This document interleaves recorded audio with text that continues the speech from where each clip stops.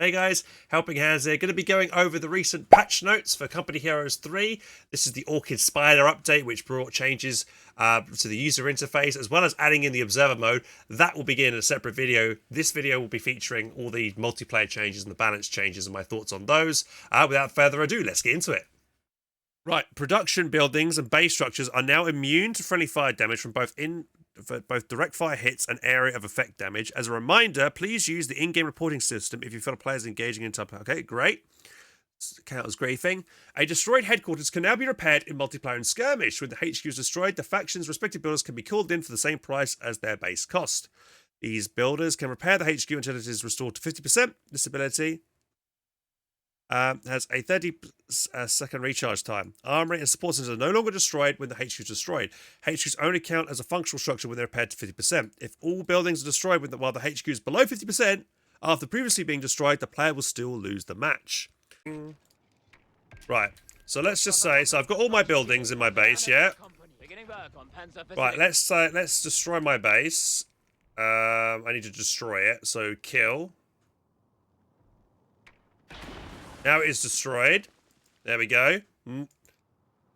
Now, this is a new thing over here on the right. Pioneer call-in for 125. What if I call them anywhere? Pioneers are reporting for duty. They come onto the field. Pioneers reporting in.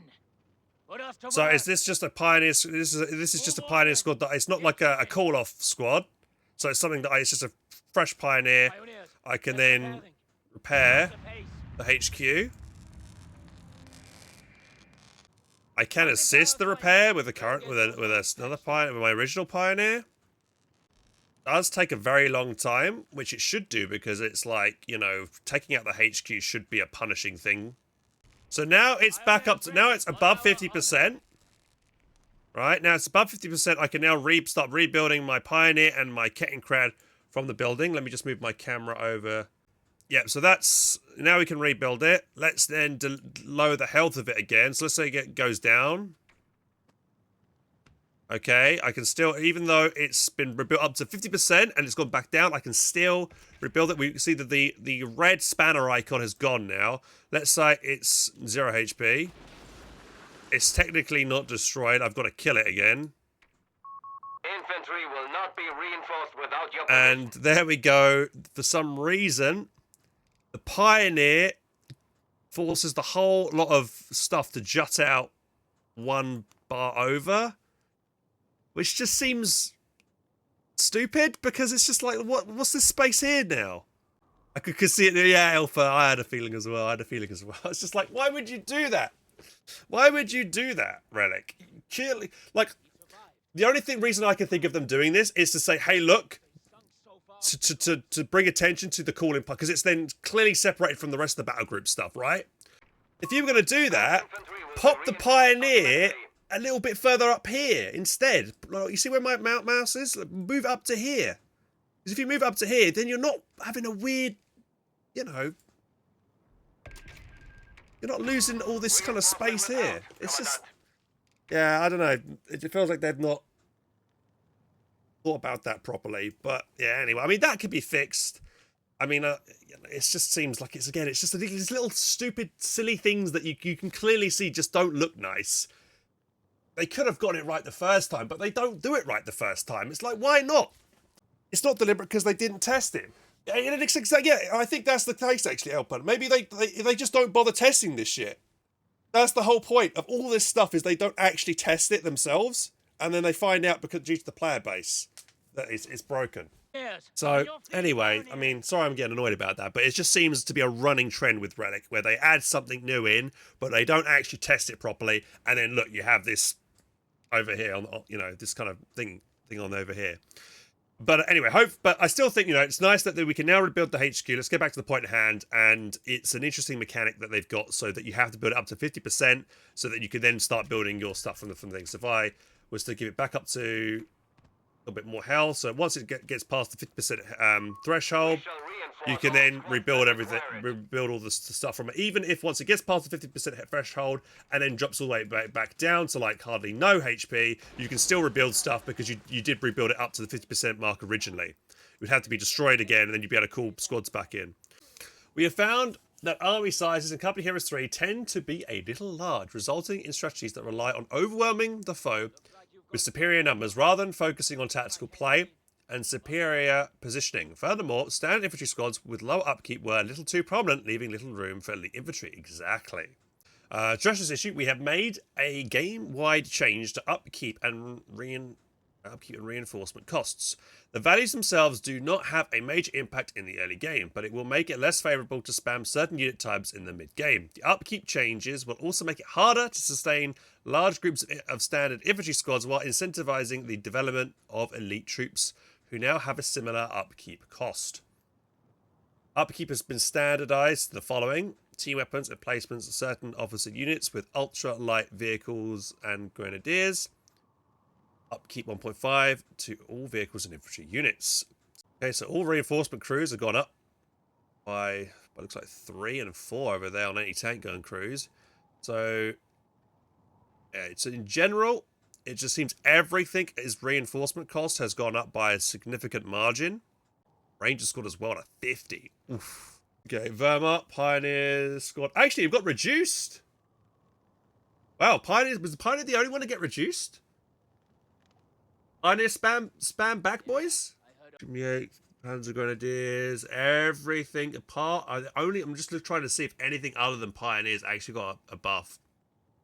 Pioneer squads actually got a buff. British forces, engineers, sections, yeah, everything costs more. Yeah, everything costs way more to reinforce that, as apart from Pioneers or the Wehrmacht. On field reinforcement, we are increasing the time it takes to reinforce squads that are outside the base sector to reduce the power of forward reinforcement.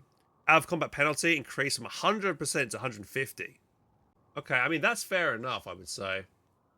Because, yeah, fighting and reinforcing at the same time, like especially like with something like coastals, something that's cheap, wasn't really punished too much. And this kind of punishes that, so you need to be a bit more careful about it. Tank traps. Now properly block incoming projectiles. All retreat points functionality automatically toggles on when construction or upgrades are complete. That's nice, actually, because I don't know how many other people forget to toggle it on. I do quite a lot, actually. I forget to toggle it on once it gets researched, and then realise, oh damn, that squad retreated back to base when I didn't want them to. So that's kind of a nice quality of life change. LEIG pack out and a 4.2-inch mortar. The long range and power of light artillery units could be oppressive due to their ability to inflict heavy damage with only 1 to 2 shots from extreme ranges. This was made worse by the fact that these units could also defend themselves against approaching infantry. We have reduced the area of effect damage and weakened their auto-fire capabilities to give infantry more room to play around these weapons and make it easier to close the distance with them. So it just seems like a general nerf to all those kind of those weapons there. Resource caches. While we are reducing the power forward reinforcement, the retreat point on resource caches was fairly weak to its frailness. We're increasing the durability of resource caches and retreat points against indirect fire due to their stationary nature. Are now tagged as emplacements, reducing the damage and received indirect fire by 20 to 50% depending on the weapon. Gains 120 health when upgraded as a forward retreat point as well. Okay. Yeah, I did think caches were pretty squishy actually already. So that's kind of, I'm not against that change. So on to heavy machine guns. We want heavy machine guns to be weapons that excel at controlling a zone against mass infantry attacks. However, they are currently not powerful enough to disincentivize blobbing or massing units, particularly for the allied heavy machine guns, which have lower area suppression. We have standardized area suppression to make all heavy machine guns effective versus large groups of infantry, and have increased their base accuracy to make it more dangerous to remain in a machine gun arc for an extended period. General heavy machine gun change. Area suppression standardized to 1. M19 accuracy increased. Now by default has 20% damage reduction when set up. Cover combat veterancy ability. Offensive setup increases damage. Reduction by 20 to 30%. So just making the M19 more durable. Button is now 30% timed ability rather than a target ability. Button now cost reduced to 20. Munitions and manpower cost has been increased by 20 manpower. Okay. The MG42, accuracies have gone up. Area suppression radius has also increased as well, so the MG42 is going to be better at doing its job. M34 is, again, accuracy's gone up. Thickers, accuracy's gone up. So yeah, MGs are going to be more dangerous now against blob boys, so nice. I'm okay with that. I think MGs, you know, needed little bit of a buff. I think they always get overwhelmed too easily against huge blobs. So on to anti-tank guns. It is too easy to amass multiple anti-tank guns and move them around the map due to their quick deployment time. You want these weapons to be set up in advance for enemy assaults rather than being used quickly to respond to vehicle assaults. We are slightly increasing the setup time of the anti-tank gun to make it harder to respond to fast-moving threats while their cost has been slightly increased. So the American M1 has gone by 20 manpower, and also the paratrooper one. All other anti-tank guns have gone from 260 to 280, so everything seems to be gone up by 20 manpower. Anti-tank gun setup time has been increased to 2.5 seconds, so another half a second.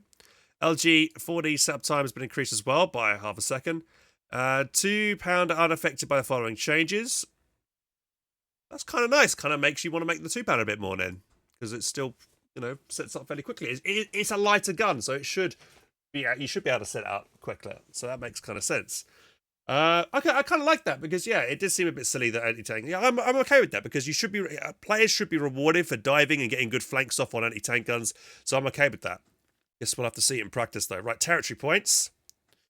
It was difficult for certain units to gain experience throughout the game, particularly for those focused on capturing territory that have little to no combat power. This resulted in these units getting rarely used. This resulted in these units rarely getting to the higher level of veterancy and players not being incentivized to constantly contest the map with them.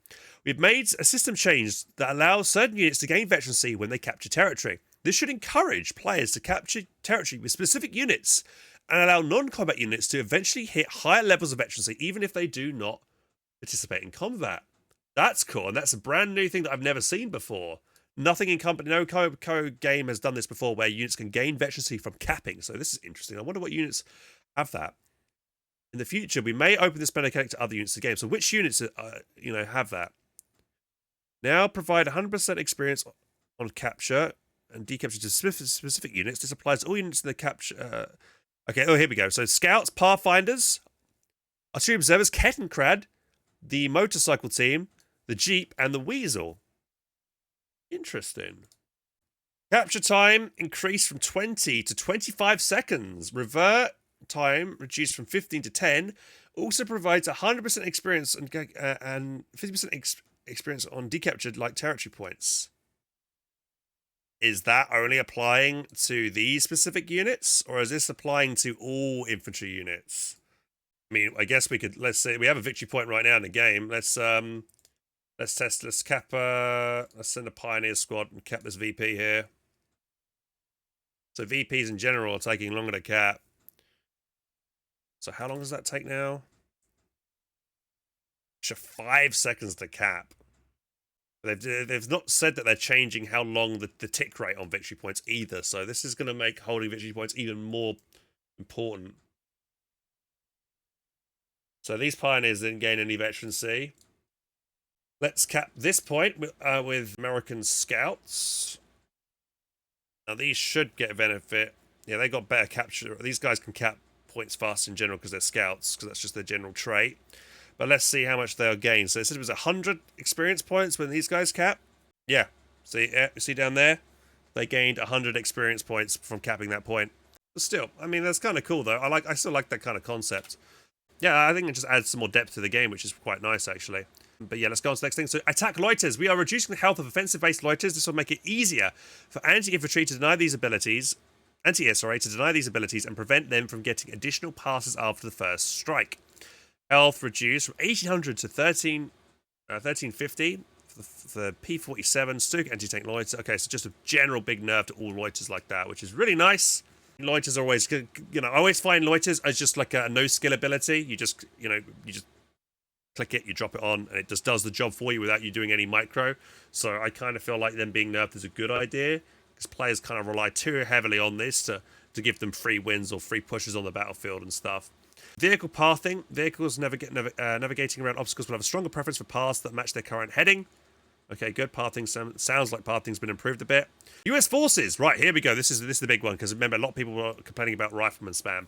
We are removing rearm and retrofit from multiplayer, as the upgrade was complicated to understand with different aspects for each US vehicle in the game and resulted in lots of power being gated behind a specific support center. In return, we are giving a salvage upgrade to the Mechanized Support Center to help bolster the economy of US players. Replaced with Engineer Salvage, allows engineers to salvage wrecks.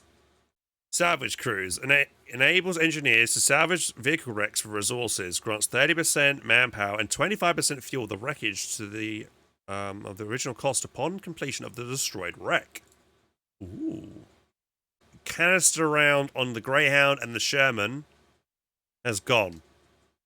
That upgrade, and it's been replaced with salvage crew. That was, yeah, I mean, there's a clip of me utilizing it with a Sherman, and I literally like wiped 3 squads.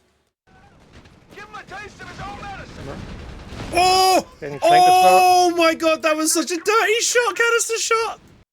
So yeah, that was it. Well, I felt like canister shot should have been only on one unit and been a skill shot weapon, not a permanent toggle at any rate. Should have been more like the skill shot Greyhound that was back in the day in Co 1 and Co 2, I think, if I remember right. Smoke launchers are now vanilla on Shermans. Canister got reworked into Activate 1. Okay, that's good. Alright, come on. So when we click on it, yeah, you see how much you get. You get 210 manpower and 45 fuel from this, 110 and 30, and 108 and 25. Yeah, I still want to see the kickers regardless. But, I mean, this is nice ability. I kind of think this is a good idea to get this instead. It kind of fits into the role of, like, you know, salvaging stuff. And salvaging wreckages, I think, only used to be an Axis thing. Allies never used to be able to do this. So giving it to the Allies for once is quite nice. And yeah, I mean, during a case of a 4v4 match, you know, it'd be good to get all of this stuff.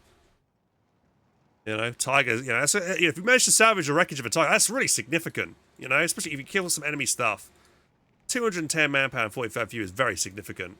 Let's go on to the Scout and Sniper Stealth Reconnaissance. Stealth Reconnaissance no longer detriggers in combat. Units instead will auto-engage if spotted. Scout Recon no longer makes the unit prone. Speed penalty on Scout and Sniper Stealth Recon change from 70 to 50. Right, okay, next thing then. Scout Squad Invariants. Regular Scouts have gained a new ability meant to help them survive engagements when given the retreat order. This was added due to the Scout's limited capabilities and small squad size. The experience requirements of Scout variants have also been increased to accommodate these changes gained from capturing territory. New ability Smoke Drop. Drops a smoke grenade when the squad is given a retreat order. 40 seconds recharge time. Replaces passive healing. Scouts, artillery reserves, and pathfinders. Only for Scouts. Artillery reserves and pathfinders still get there. Okay. Makes them a bit more interesting to go for. The artillery reserve and pathfinders need to get more veterancy to level up now. Okay. So what if I retreat? Fall back, boys. Nothing else to it. Wait, they can retreat cloaked? I don't think that should be a thing. We've got orders to advance. That can't be right. Smokes and flares. Yeah, no unit in the game ever is allowed to retreat cloaked. I'm trying to see where this this smoke drop happens.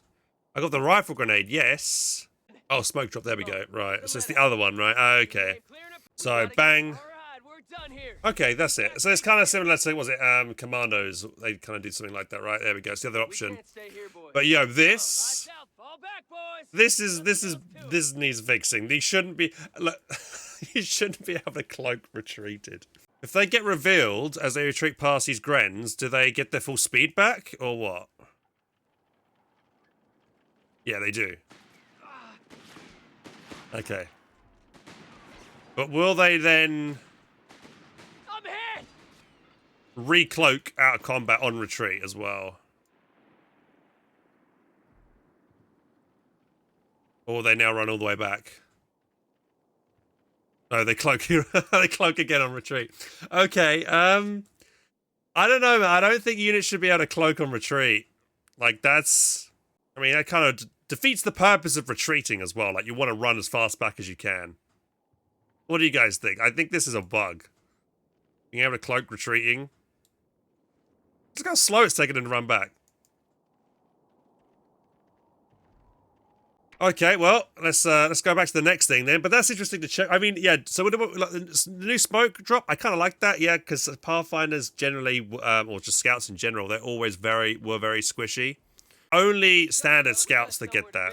So it's not the other variants. Okay. Right, on to the M3 personnel carrier. The M3's machine gun has been revamped to be more in line with those vehicles found like the Sherman and the Greyhound, which results in significantly more damage at range. So the M3 armor personnel carrier. So it's referring to the gun on top. Those of you guys that remember in Company Heroes 1, you wouldn't automatically get the machine gunner on top. Once you put a squad inside, one of the guys on the rifleman squad would become that machine gunner. But now it seems like the M3s automatically get their own machine gunners. But so this machine gun here on this thing, so that's been buffed, long range damage, per second increase 6.5 to 10. So yeah, this is now. I mean, now maybe more reason to keep it, because you'd rarely ever leave it in this state. You'd always either convert it to the medical, or you'd just go for the quad. You'd never just have it like this. So hopefully it might give it a reason for players to keep it like this. Right, onto the Hellcat. So the Hellcat has been a difficult unit to adjust, as we want it to remain a cheap, fast-moving tank destroyer that is efficient against most vehicles while not being overbearing in the anti-tank role. To this end, we are giving the Hellcat indirect firepower. To this end, we're giving the Hellcat indirect firepower through a new ability, allowing it to spot the enemy and get the first shot in. We've also revamped its veteran's abilities to better reflect the role of the unit. So the Hellcat can now take HVAP rounds as a choice to tackle all vehicle-based threats, or it can take the new shoot and scoot ability. That speeds up the Hellcat after it has fired a shot when stationary, allowing it to either chase after enemy vehicles or quickly disengage from danger. New ability. Open-topped Hellcat now gains +7 vision when stationary. So it instantly gains it as well. As soon as it's stationary again, there's no setup time required. Instantly stationary. And it doesn't, even though God, yeah, look how its vision when not stationary is really tiny. But then as soon as it gains its vision, yeah. But it can still shoot much further than it can see. So you still want something spotting for it. Increase the damage and weapon penetration can penetrate heavy tanks frontally. Is that guaranteed? Is that a guaranteed pen? Let's find that. Let's get a Tiger tank in here. So just listen for a second. No, this is no HVAP. This is just standard ammunition firing. You know, about 50-50. Pen from the front, not pen. Something like that. Right, now HVAP rounds are on. Yeah, it definitely has a different audio sound.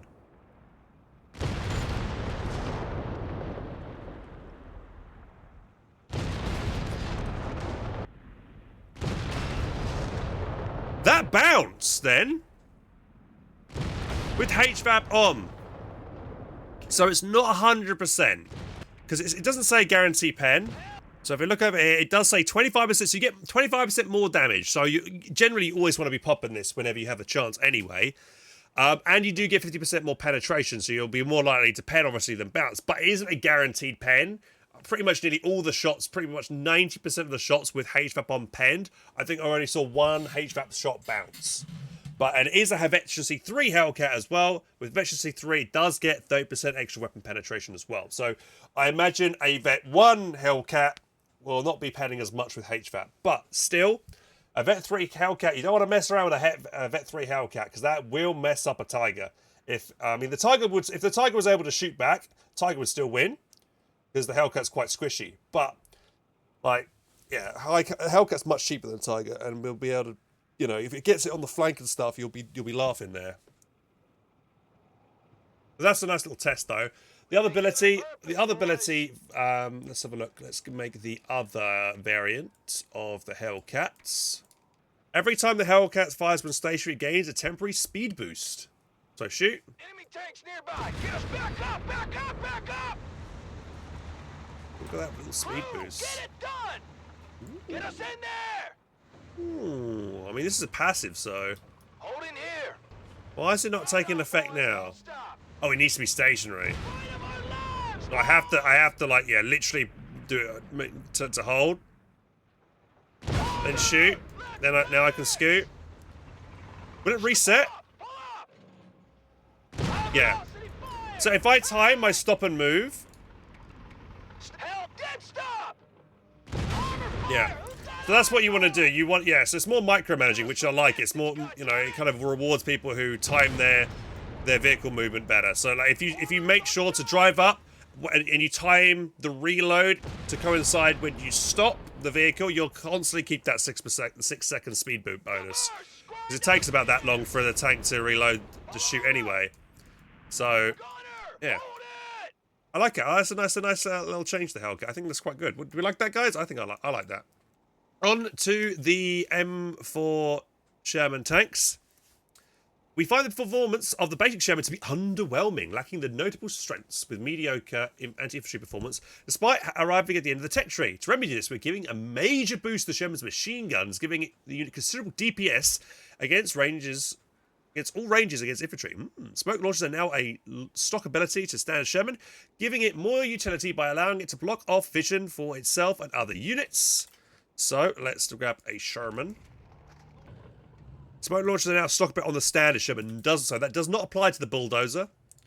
So you can see, I mean, this was what they had in Code 2. Sherman's always had this in Code 2 where they could just drop the smoke, so they've kind of gotten it back now. Which is cool. Yeah, and so just, their machine guns from all variants, so will be better. I guess we'll have to, again, test that out. We won't do it just now, but you just have to take Relic's word for it. They buffed their machine guns up, so that's cool. Alright, pack howitzer, new ability, white phosphorus rounds, fires 6 shells, modic scatter, deals burn damage. Okay, cool, right, white phosphorus rounds there.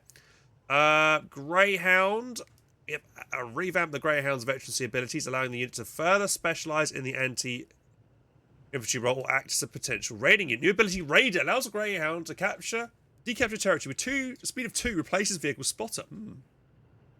So it loses vehicle spotter. Reworked ability canister rounds. Canister is now a 15-second timed ability that costs 35 munitions, replaces vehicle detection. So it does. So canister rounds have now been popped on. It's a timed ability. I don't know, man. I kind of prefer it being a really powerful skill shot, but I don't know. Maybe that was too strong. Don't really care too much either way, really. But I mean, it's okay. I think it's fine. Canister. So we'll just get the quick Greyhound out. Where you at, my Greyhound? The Raider. +2 decapture speed. Doesn't say can't capture, but it can neutralize. So that's kind of interesting. Let's make this an enemy point and decapture in effects. Oh, that is quick. And it's a passive thing that it'll now just permanently have, which is cool, right? And we've got a canister shot. So you activate it, and then for 15 seconds, its primary gun will be canister rounds, and then it'll just disable. But it does cost 35 munitions. I think that's okay. I'm okay with that. I definitely feel like it being a toggle was too strong. So having it as a timed ability now is much better. On to Airborne then. Paratrooper squad. Paratroopers will be giving a unique mechanic to distinguish themselves from other US forces infantry. They can now be para-dropped out when out of combat, allowing the squad to replenish losses between engagements. So, reinforce. So I can now reinforce this. And when they're out of combat, We have infantry on the field, Commander. they'll just randomly reinforce. Heading back to base. That's kind of cool. Beforehand, you needed para-drop reinforcements, designating an area that automatically reinforce infantry and team weapons from the air. That kind of almost leaves that ability kind of almost moot if they can do it automatically, paratroopers kind of thing. So, paratrooper veteran abilities have also been revamped, allowing them to play into their explosive abilities or being a squad with high capture speed. So, can be para-dropped, yep. New ability, packed explosives, increases the damage and explosive radius of all grenades and satchels by 25%, replaces concealment, season hold, packed explosive, looks like that. So this is just 25% more damage from all these abilities. Nice. Oh, damage and radius. Okay, so it is damage and radius. It looks like the radius seems to be exactly the same on both squads, on the one that doesn't have it. Promotions in. Your season hold. What's the mission? Order Seems to be exactly the same radius by the icon, so they might want to change the UI then to indicate that is bigger, because it doesn't look like it's bigger. Right, one satchel. So this is a standard satchel from a Vet 3. This one doesn't have the buff. Is it one shot anyway? So this one will guarantee a one-shot wipe on a bunker. Bear in mind, these bunkers are not the coastal bunkers. Watch your cover. But there you go. This one shots it. Definitely, Paratroopers that felt like it was a different animation as well, different audio. It definitely sounded like it was a bigger boom. Let's just lob them, just lob you just to the side here. I got a bad feeling about this, sir. Look alive, airborne. This should wake the neighbors. Actually, will I actually damage myself if I'm That's too close to it? Enemy fire! Say again, enemy fire! Definitely different audio for both of them. And the crater, that's the crater from the first one. That's the crater from the second one. So, and also grenades as well. What's the mission? That's kind of cool. They don't, hang on, do they still keep their high capture speed? Okay, so that's the next one. So this next ability here, which is Seize and Hold. 33% capture speed, gains 50% damage reduction within 10 range of a territory or victory point. So you want to be playing these guys around points for sure then, if they get that kind of passive. Alright. Okay. Though I kind of, it's hard for me to choose though. Yeah, it's nice, but it's good though. I like that being a hard choice because they still cost exactly the same amount. Right? So you might make two paratroopers, one for fast capture and the other one for the extra damage grenades. And the thing is, as an Axis player, you don't know which one, what they've selected with the grenade packet or the upgrade veterancy choice until the grenade actually detonates. You don't know. So that's kind of rough for an Axis player until obviously you see it blow up and then you'll know because based on the audio and how big the crater is. But that is still quite rough for an Axis player. I feel like there needs to be a kind of a telltale clue on where a tech path has gone or what the veterancy ability has gone. But yeah, I think it's still cool. I kind of like that. But they've lost concealment now, so they no longer camouflage. Yeah, they used to camouflage, right? Give us something to do. QM's bringing up some bazookas, gang. We got a mission, airborne. Yeah. So paratroopers used to be able to get Vet 1 concealment, and they no longer do. Advanced infantry battle groups, artillery observers, monitor beacons, speed up the recharge time of beacon barrages 20 to 15. Okay, so those barrages are just going to be firing more frequently from the artillery observers, trying to make them a bit more appealing to go for. The frontline medical tent has been increased by 75. Oof, that's expensive. So if we want to, the medical tent, this thing here, 75 now to push it down instead of 200, so that's a significant cost increase. Ammunition storage, reload ability, recharge modes provide another increase from 33 to 40, so even better. Now properly explodes on death and deals heavy damage to infantry standing beside the ammunition storage. Yeah, it does seem a bit weak. That'll do more damage when that blows up now. Reload speed and 40% recharge speed as well. So I guess if I lob the satchel charge, walk this squad back to the ammo room, they would get recalled. I mean, let's just test it real quick. What we're here for, right? We're here to test. Instant ability recharge. So standard. Oh, we're gone. What's the mission? So normally, when we lob a satchel, 30 seconds, then we push them into the section, and then yeah, it went from 30-second recharge down to 18. So instantly putting them back into the area reduces their cooldown timer. So they only need to come over here and basically touch it, and then they can go back out. They don't need to stay in there to get it. They just need to touch it, and then off they go again. So that's pretty good. So that's now 40%. And then let's just put a couple of units nearby here. Let's now destroy this. Are you ready? Kill. Engineers, take an enemy fire! Sounded like an Obichi round going off there. And that's fairly significant damage. Anyone nearby got really hurt. The engineers were a little bit further away, so they didn't take too much damage. But anything really close by got absolutely murdered then. So that's the new changes to the ammunition storage. And then we're on to the Weasel with the Special Operations Battle Group.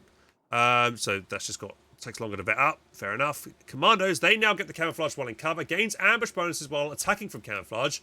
Their health has gone down by 10, and the weapon swap time has been increased from 5 to 10. So, yeah, I think that's fair enough as well. So these guys, so if we swap their weapons over, and then, yeah, 15 seconds now. So you can't swap them over as quick. So you should be kind of penalised a bit. But they're already a very expensive unit to call onto the field. wonder if they got reduced. It doesn't say they reduced their cost, but and their health has gone down by a bit. So I don't know. I still don't know. It's kind of feeling like, I mean, that's pretty. There's some nerves to it, but this is, you know, the camouflage bonus on them. Awaiting orders, sir. I don't know. Right then, let's go on to Wehrmacht then. So we're on to Wehrmacht Panzer Grenadiers. So automatic fire is having its speed penalties greatly increased to make the squad less capable of dodging grenades and to make it easier for the opponent to disengage and break back away. Speed penalty is now gone up to 85%. Starts at 6 and goes all up to 85. Wow, okay. And then you have the 251.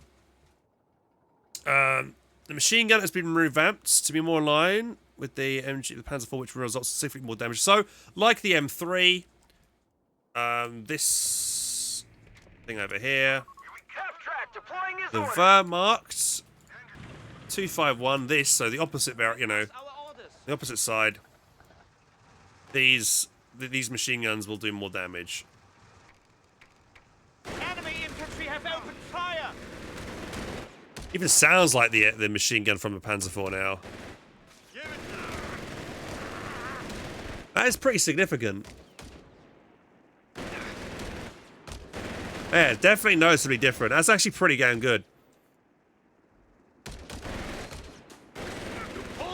That's very good.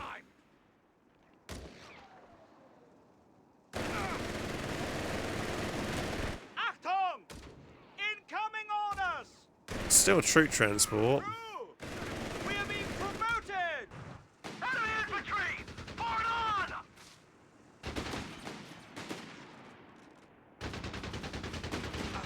Yeah, pretty similar. So, yeah, okay. I mean, that is pretty... I didn't think it'd be that powerful, but it's actually pretty damn good.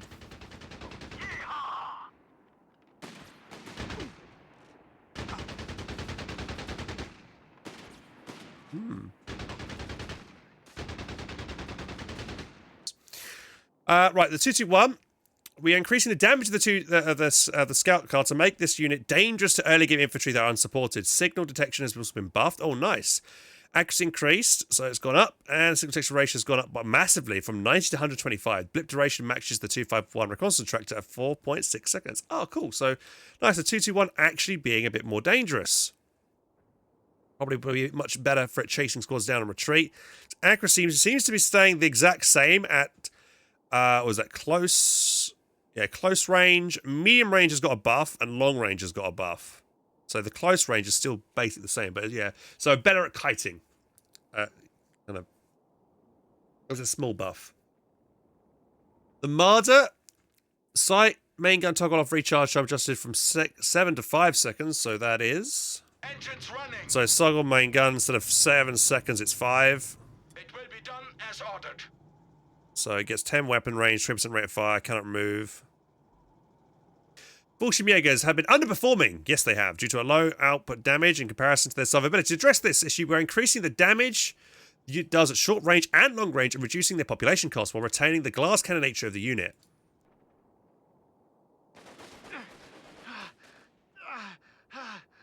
Ready for orders. They got that concealment buff. Those bastards ain't getting me.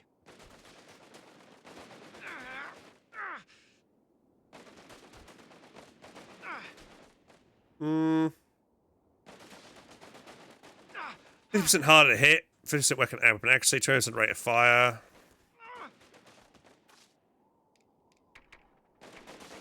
Promotion for us.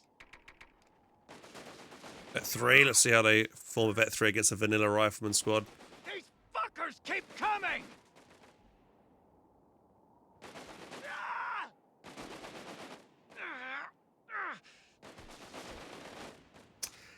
Not that impressed. You gotta take them down fast. Increased ambush time. Hang on. 7 seconds on the ambush. Okay, we'll wait for them to recloak and put another squad in and see how much more of a impact they have. Okay, another rifleman squad goes in. You men, get ready. We'll put them in no cover and see how quickly they get shredded here.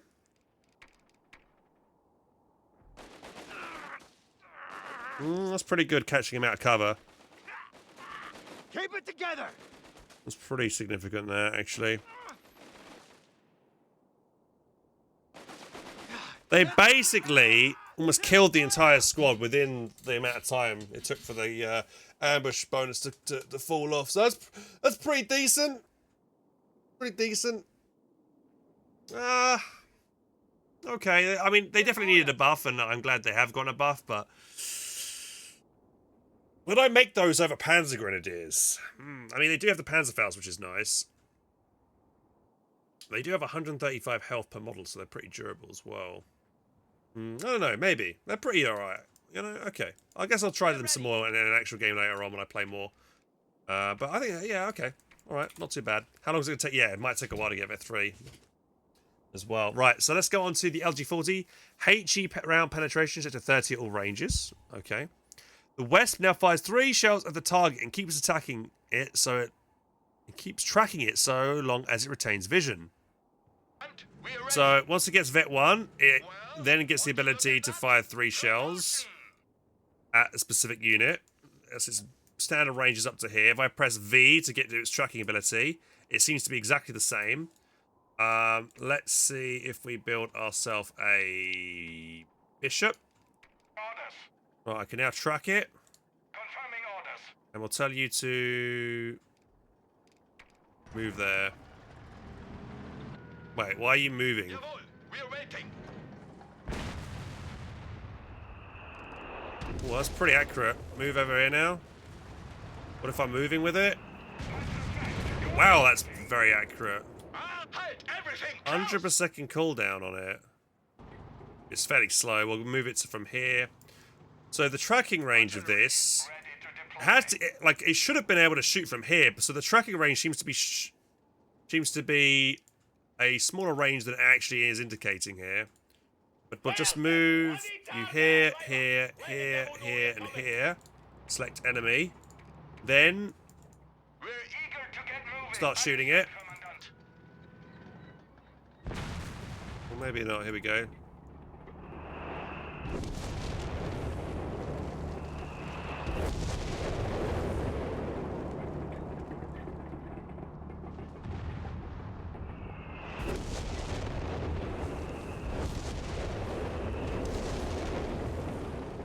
It's weird the way that landed. Vesper, loaded for maximum. So, yeah, not very accurate. Yeah, that was a pretty shit barrage then. I'm not sure what that was, but I guess if your opponent is not paying attention and they move, let's say they move it and then they just move it just back one tile or one area, that would still get the kill on it. Have orders? It will be done as ordered. How effective are you shooting infantry that are moving?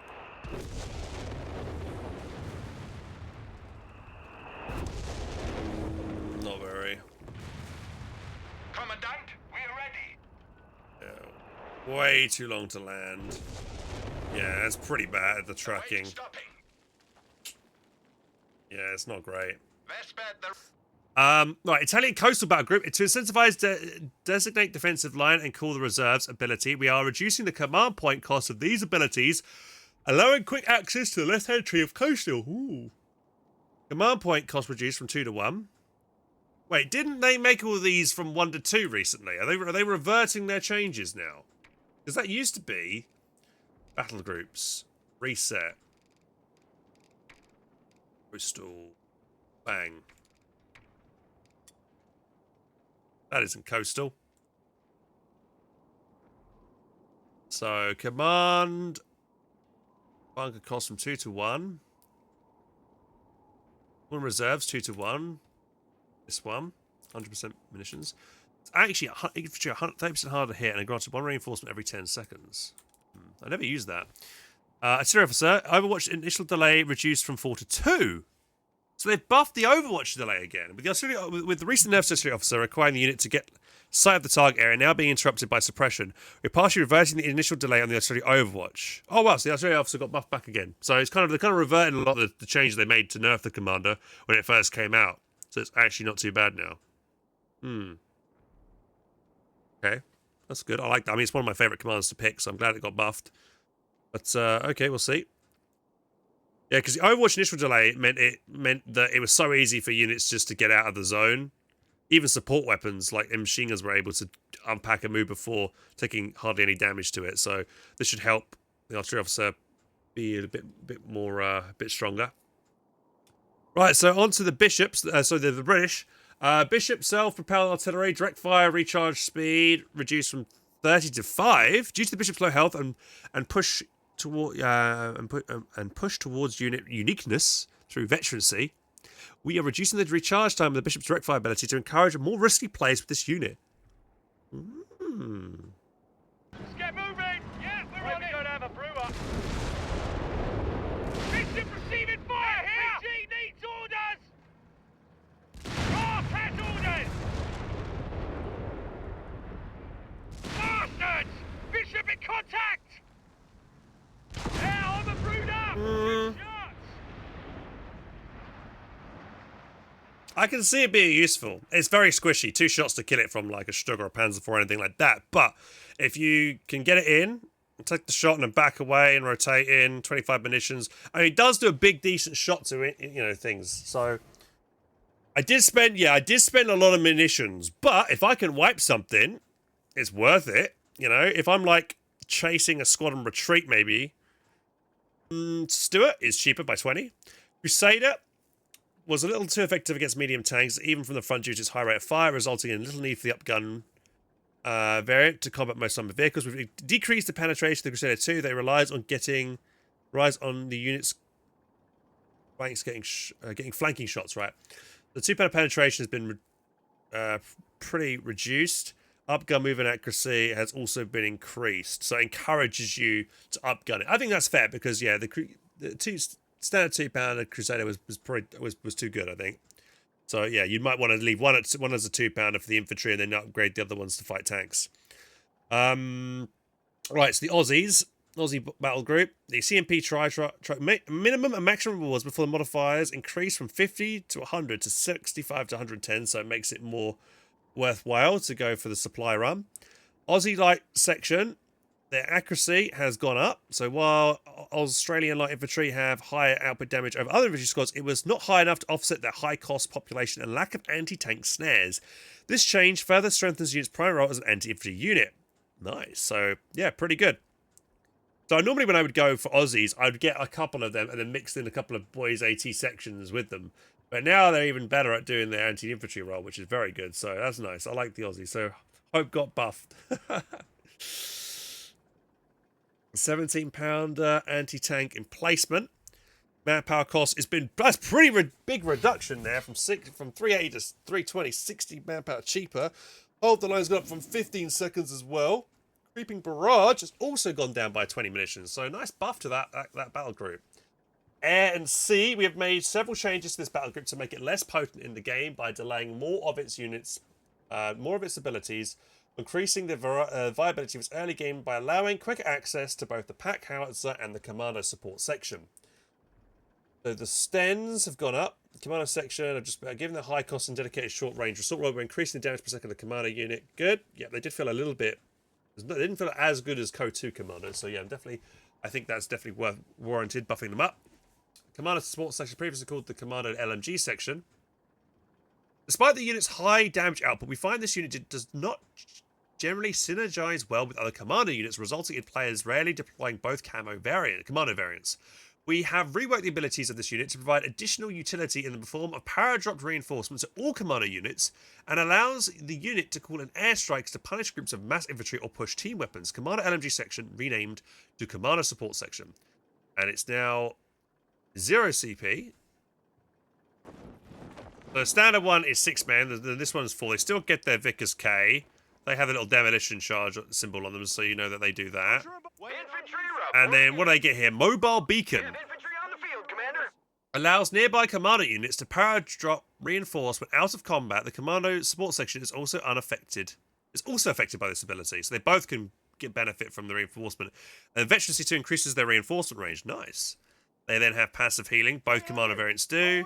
Also camouflage. And then they get the Hawker strafing run. Designates a Hawker Typhoon at Vet 1 to strafe the target area with autocannon firing line, effective against infantry and vehicles. That's a brand new ability. Let's give it Vet 1. Working on it. Squaddy's dogging us up. Taking fire. Orders. orders! Get to it!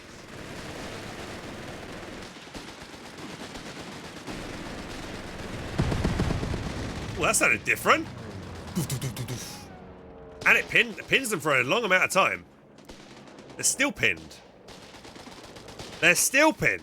Okay, wow, that was a long pin. Pretty dodgeable, yeah.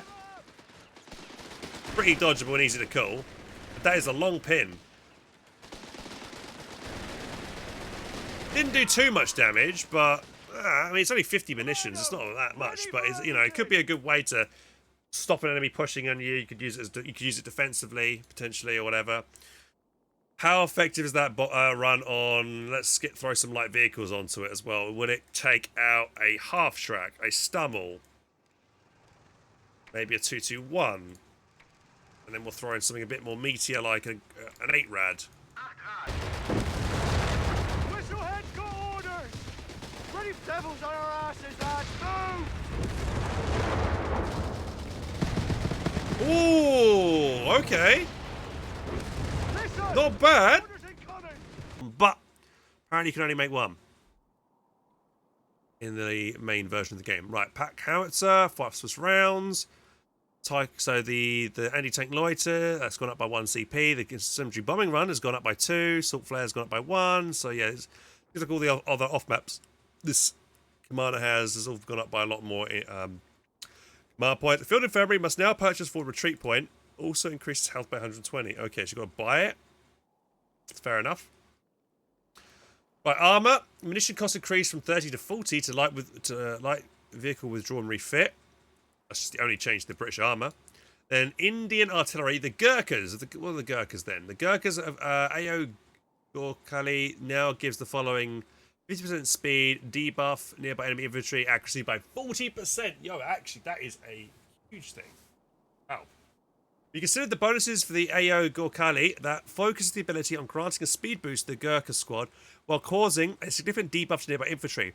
This encourages players to get close to the Gurkhas to make the most of this ability during combat. That's pretty good. I think there are not many units in Company Heroes that actually debuff enemy infantry and stuff, and this is one of those which is actually pretty damn big. 40% nearby infantry accuracy. Where's that? Yeah, just enemy. This isn't vet vehicles. Right. They're gonna. So these are gonna be vet 2. I would assume, like, if these guys charge these guys, you'd assume the Panzer Grenadiers would win, right? We await run! Those troopers will learn we are Gorkhali! Yep. So they got the debuff there. Send support! We're taking heavy losses! Now they've lost the nerf.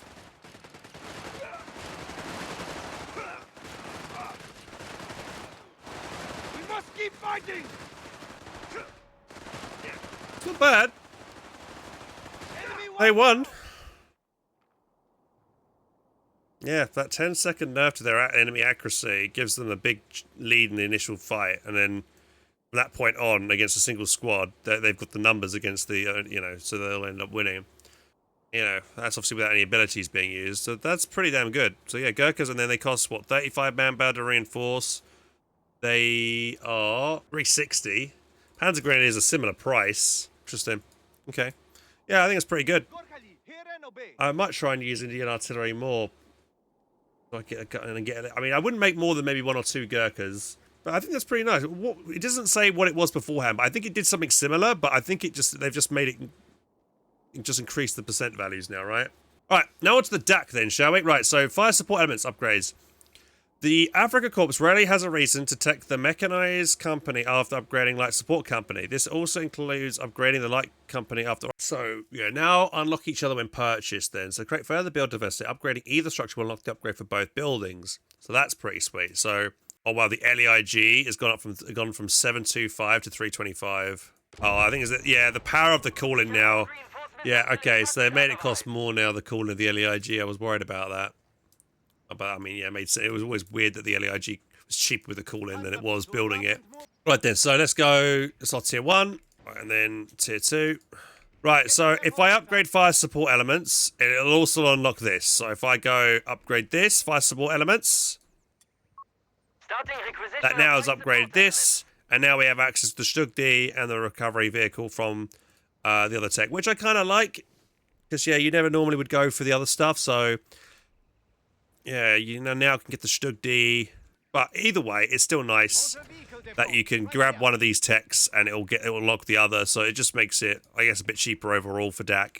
So the LEIG now is over here. Now costs 320 over here, which it normally does, but this over here is 325. So that used to be 275. Like all of these things used to be 275, but they've now nerfed this to reflect the actual cost of what it should be. So that's considerable nerf there. It's still, yeah, you're still, even if you build it from your tier structure, I don't see calling myself the LEIG on because it now costs that much more. I'd probably build it and actually call on the LEIG. The pack gun instead, or maybe the Panzerjägers. Panzer Grenadier Squad, new ability, Mechanized Advance, captures 33% faster and 50% weapon accuracy against when garrisoned in vehicles. When they disembark, this bonus lasts 15 seconds, replaces focus fire. So this is your standard core line unit. So this is the ability, Mechanized Advance, 33% capture speed and weapon accuracy. Jump in, jump out. Oh, there we go. Now you can see it going around. So you can see it lasting for the 15 seconds. And then you fight. Jump back in. Jump out again. And it resets. So yeah, you're going to be going in and out, shaking all about and doing the hokey cokey inside the 250s or, you know, continuously. And this capture speed and even the weapon accuracy as well. Like you'd want to be constantly doing it because yeah, and that would mean keeping the another reason to keep the 250s alive. So because all you need to do is just jump back in and jump back out again. But it is a bit of a spammable thing. 33% capture speed and weapon accuracy. Yeah, capture speed is pretty good as well. Yeah, the assault grenades had they had the free grenades and stuff. That was a previous patch. So the 250, with the increase in infantry weapon penetration, the 250 was too vulnerable to incoming fire from the frontal arc. We've increased its frontal armor to address this issue and made combat half-tracks provide additional points of armor to help shrug off the increased infantry damage per second from update 1.7. Frontal armor has gone up by 1, and the frontal armor has gone, the 259, that is the 259. So that's when you get this. So whenever you do this upgrade here, bottom right, you automatically get +5 armor on them. If I jump these guys in and out of this as well, and then jump them out, they still gain the bonus. They do. They still gain the bonus even from a 259 as well. Our bonus gain from combat half tracks is increased from 4 to 5. So DAC half tracks are just going to be generally a lot better, which is good because they were quite squishy. This will also make them. Hopefully it'll make the 250 stronger against the Dingo especially, and other, you know, like Jeeps and Weasels and things like that. So it should make it a little bit better against those things. So let's go on to the Assault Grenadiers now. Assault Disembark is having its ability recharge exchange for damage reduction, as there are a few instances where the player would not have grenades off cooldown prior to assaults and improves their combat performance while the ability is triggered. Smoke grenades have also been re-added as a non-veteran ability. Press again, go forward. Jump out of the grenades. 60-second cooldown. Jump back in the half track. Jump out again. Grenades shouldn't reset. They haven't. That is applying correctly. But they still keep their ability here, which is the assault disembark. It's now going to disappear. So they're still constantly benefiting from combined arms. So we'll jump back in. Jump out. Yeah, that will keep triggering, which is this ability, assault disembark, 40% faster and 50% less damage, and this will keep happening continuously. They actually go really quickly. Holy crap! Look at their speed there. Damn. 15 seconds. That is pretty strong. That, especially with the Panzer Grenadiers getting that kind of similar thing as well, man. That's to make them really good. That, yeah, it definitely feels like Relic are trying to make DAC players really emphasize how mechanized things are. You need an infantry, need to be playing with their hard tricks. They need to be jumping in and out, or kind of a more micro intensive with that. And they definitely have a very distinctive playstyle because of that. Okay, MG34. This functionality changed the MG34's veteran ability to a pure damage ability at the cost of suppression. Controlled fire ability bonuses changed with the following: 75% weapon accuracy does not deal suppression damage. The 8 rad. Fuel cost has been slightly reduced to the recurrent requirements of the Africa Core variant. Penetration at short and medium range have also been increased to allow the 8 Rad to fend off light armored vehicles at short range, like the Greyhound. So 8 Rads could dive a Greyhound at close range and probably get the wipe on it. Maybe.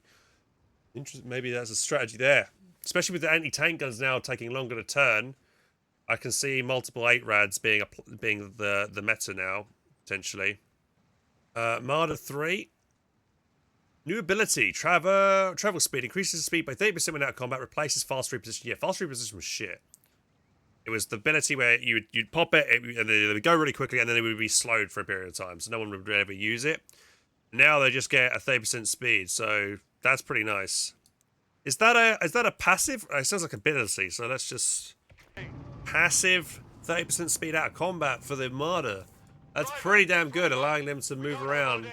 I mean, they do have that fixed gun, which makes them kind of rough in that regard, but that 30% extra speed to redeploy and reposition to certain places, or like to get back to base, to repair or whatever, that's pretty nice. That's definitely a very nice buff to the Marder. I like that a lot. That's pretty good. 251 walking Stuka half trick. The Stuka's damage was a little too weak despite being a dedicated late game artillery unit, often being unable to knock out team weapons. Even if multiple rockets landed near the targets, we have made changes to the rockets' damage drop-off, resulting in a smoother damage drop-off that results in more damage being received outside the center of the blast zone. So, high explosive rockets. So I can, what, lob rockets here.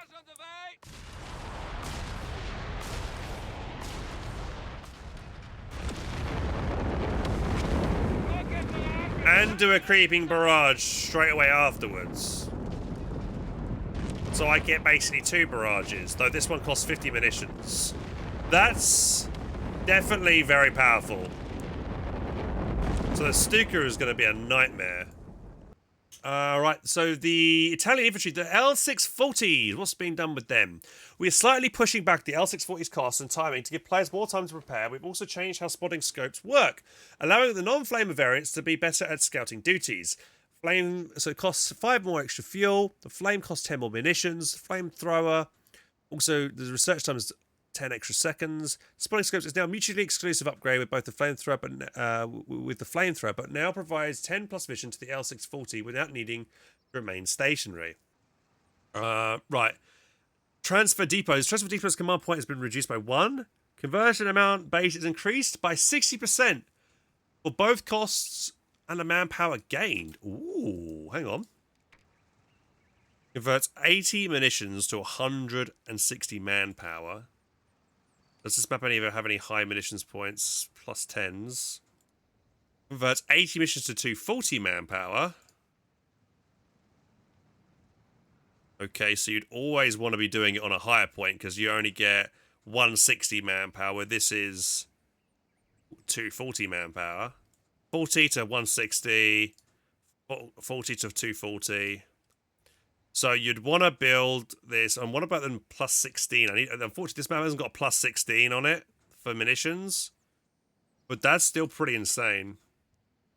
Or plunder, yeah. So you got to choose plunder or transfer depots. Now I can see here, chat, that transfer depots would be more beneficial late game because later on you'll generally find yourself floating a lot of fuel. If your unit preservation is good, you'll generally find yourself a lot of extra fuel you don't know what to do with because you can't spend it because you're population capped. But you could then convert that fuel into manpower and then keep flooding the field and just, making trades and stuff. Because I think that's how DAC's supposed to play. You're supposed to be like, sacrificing Marders and things like that to kill Hellcats and Shermans. That'll be cost efficient, very effective with you, especially when you go for like vehicle survival package, emergency repair kits, and all that things, because they'll be very, durable. And and with those conversions, that's very nice. Disruption operation, munitions cost reduced from 100 to 75. Debuff apply rate sped up from 1.5 to 1 second. Maximum penalty gone from 60 to 80% can now be used in the fog of war. Ooh. So that is just, where is it? It's this. So this is now just better, and I can just pop this in the fog of war and nerf some. So I can do it ahead of time. So let's say on this map, this is one of the brand new maps. We'll go into looking at this map in more detail soon. But let's say my opponent had this victory point. I'm the north, and I wanted it to. They had loads of support weapons set up here. I would drop this ability through the fog of war on them. Ability activated. And then I'd give it a couple of seconds. They'd get a load of reduced vision. They wouldn't see me at all. And then I'd just dive through on them and push them. Beforehand, I would need to give vision to myself before I could drop this ability. And it lasts a very long time.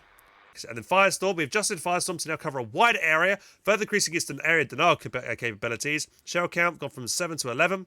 Shell spread gone from 24 to 28. And munitions cost has gone up by 15. We'll just drop it here and have a look. All battery swarms, commence barrage.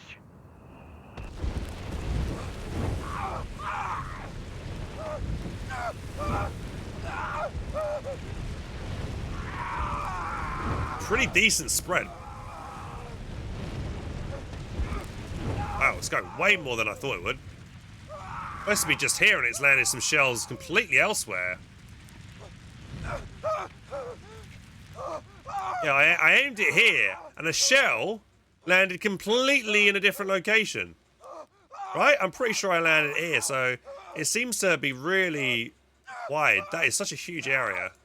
Right, veterancy changes. Here we go. We have updated the veterancy of every multiplayer unit. This system has mostly remained unchanged since launch, and we want to take the time to do a major overhaul.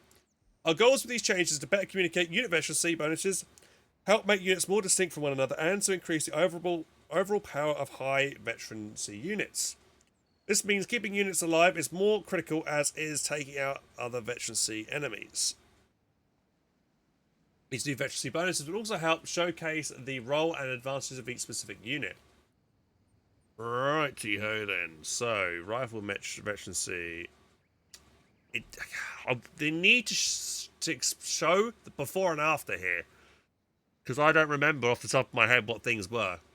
Well, I guess, you know, at the end of the day, it all comes down to just practicing in the game and just getting a feel for what, you know, feel for the units and see how the new veterancy system applies to everything. Oh, this is such a long list, but yeah, feel free to go through. I'll post the link, guys, on the video for the patch notes if you want to go through all these veterancy changes yourself. So guys, that's the end of the video, and I hope you enjoyed it. And if you did and want more content, check up over here and over here. And if you want to subscribe to the channel, make sure to click the button down here. To catch the next video, guys, take care, and I'll see you soon.